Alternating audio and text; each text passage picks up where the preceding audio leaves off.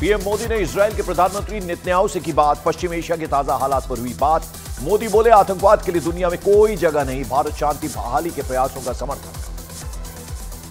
Lebanon में Israel ने छोटे ऑपरेशन की शुरुआत की। जल्द होगा बड़ा ऑपरेशन। अमेरिका ने किया ग्राउंड ऑपरेशन का विरोध। जल्दी सीजफायर की मांग की। इजरायल के पीएम नेतन्याहू ने ईरान के लोगों को भड़काया। कहा, सरकार को लोगों की परवाह नहीं, उसे सिर्फ हिजबुल्लाह और हमास की चिंता। एटमी हथियारों पर पैसा बर्बाद कर रही है ईरान की सरकार। दिल्ली के इंडिया इस्लामिक कल्चर सेंटर में नसरल्लाह की मौत पर शोक सभा का आयोजन। नसरल्लाह से मजहबी रिश्ता होने की दलील दी। इजरायल की सेना ने हिजबुल्लाह के ठिकानों पर दागे। एक साथ 35 रॉकेट। हिजबुल्लाह के कई कैंप नष्ट। कमांड रूम, हथियार डिपो को भी नुकसान। इजरायल की सुरक्षा एजेंसी शिनबेच का बड़ा आरोप। इजरायल में हत्याओं को अंजाम देने की कोशिश में ईरान के वरिष्ठ अधिकारियों की हत्या के लिए इजरायली नागरिकों की भर्ती भी जारी। बांग्लादेश में कट्टरवादियों की हिंदुओं को धमकी। एक हफ्ते में बांग्लादेश से निकलने का दिया अल्टीमेटम। पाकिस्तान के वरिष्ठ अधिकारियों ने आतंकी जाकिर को एयरपोर्ट पर किया उसका स्वागत। 15 दिनों तक पाकिस्तान में ही रहेगा जाकिर नाइक। मुंबई में मस्जिद का अवैध हिस्सा तोड़ने का काम शुरू। धारावी इलाके में बनी मस्जिद को मिला था नोटिस। मस्जिद प्रबंधन खुद तोड़ रहा है अवैध निर्माण। पुणे के पिंपरी चिंचवाड़ में अवैध मदरसे का हिस्सा तोड़ा गया। पुलिस की निगरानी में अवैध हिस्से पर चला बुलडोजर। आज जम्मू कश्मीर में तीसरे और आखिरी चरण का मतदान। 7 जिलों की 40 सीटों पर जारी है वोटिंग। हरियाणा में मतदान से पहले डेरा प्रमुख राम रहीम की चुनाव आयोग ने शर्तों के साथ पैरोल की मंजूर। हरियाणा सरकार लेगी आखिरी फैसला। पीएम मोदी आज हरियाणा के पलवल में विशाल जनसभा को संबोधित करेंगे। शाम 4 बजे पलवल के गतपुरी ग्राउंड में हुंकार भरेंगे प्रधानमंत्री नरेंद्र मोदी। सीएम योगी आदित्यनाथ का कांग्रेस पर बड़ा हमला। बोले, कांग्रेस को राम और कृष्ण के लिए नहीं, वक्फ बोर्ड के लिए जमीन चाहिए। मैसूरू में जमीन के फर्जीवाड़े के आरोपों में फंसे सीएम सिद्धारमैया की पत्नी ने की 14 प्लॉट वापस करने की पेशकश। सिद्धारमैया की पत्नी ने अर्बन डेवलपमेंट अथॉरिटी को लिखी चिट्ठी।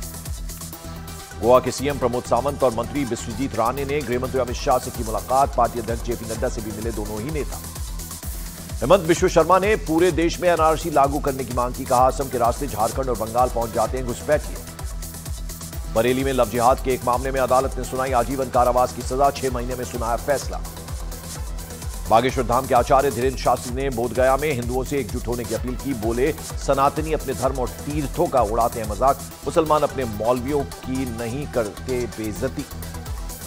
बागेश्वर धाम के आचार्य धीरेन्द्र शास्त्री के बयान पर मुस्लिम धर्मगुरुओं ने आपत्ति जताई। ऑल इंडिया मुस्लिम जमात के मौलाना शाहबुद्दीन ने धीरेन्द्र शास्त्री के बयान को नफरती बताया। मुंबई में बीजेपी का महामंथन। अमित शाह की बीजेपी नेताओं के साथ मीटिंग। चुनाव के मद्देनजर होगी चर्चा। दिल्ली में कई जगह बीएनएस की धारा 163 लागू। 30 सितंबर से 5 अक्टूबर तक 6 दिन के लिए लागू। वक्फ बोर्ड अमेंडमेंट बिल, ईदगाह मामला और 2 राज्यों में चुनाव के चलते लागू। विधानसभा चुनाव से पहले शिंदे सरकार का बड़ा फैसला। महाराष्ट्र सरकार ने देसी गाय को दिया राज्यमाता का दर्जा।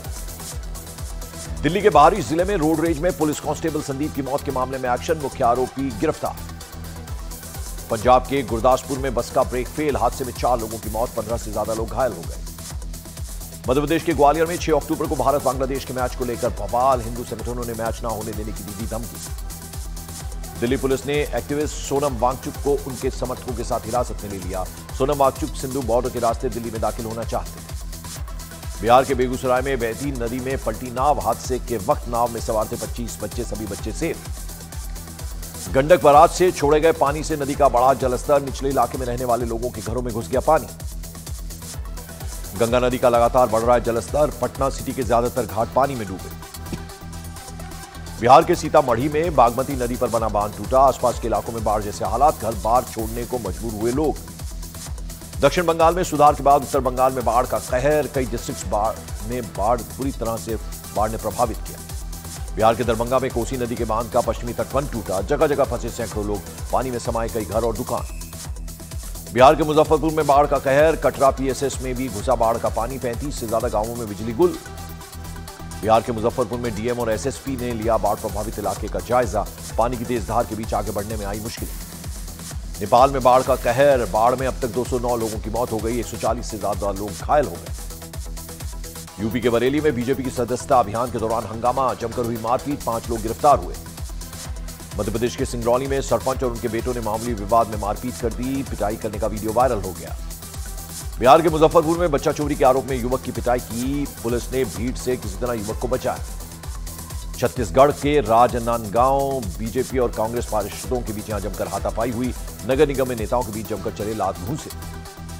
हरियाणा के फरीदाबाद में पानी से भरे गड्ढे में डूबने से 5 साल के मासूम बच्चे की मौत, सीसीटीवी में रिकॉर्ड तस्वीर। नोएडा पुलिस ने सुसाइड की कोशिश की नाकाम, 28वीं मंजिल से कूदने की कोशिश कर रहे शख्स की बचाई जान। उत्तर प्रदेश के चित्रकूट में मामूली विवाद में जमकर मारपीट, 2 लोग घायल हो गए। मारपीट का वीडियो वायरल हुआ।